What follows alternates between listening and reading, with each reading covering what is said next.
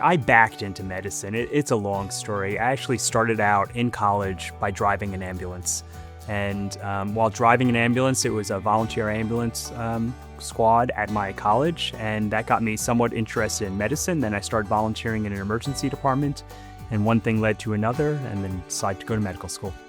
When I was doing my rotations, my clinical rotations in medical school, I realized that I really much preferred children as my patients as opposed to adults.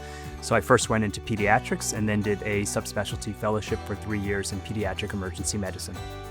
You know, it's funny, I've been doing patient care for 30 plus years now, and what attracted me to emergency medicine and pediatric emergency medicine really was the excitement, the ability to have a transformative moment in a patient's life, including saving lives. But over the years, what I've really gravitated towards, what really interests me most, is the human interactions with patients and families. And so my approach is really on that personal level of getting to understand the patients and families and their needs, not necessarily always focused on the emergency, but the bigger, broader understanding of what patients and families need from us.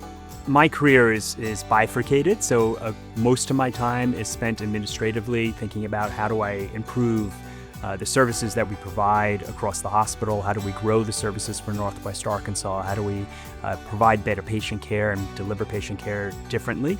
And then on the clinical side, it's just important to stay abreast of the information. Healthcare changes over time and things change, so it's really maintaining connections with colleagues, keeping up with the literature, going to national meetings, and understanding what's best for patient care. What I love about Arkansas Children's, and really Arkansas Children's Northwest specifically where I practice, is our culture.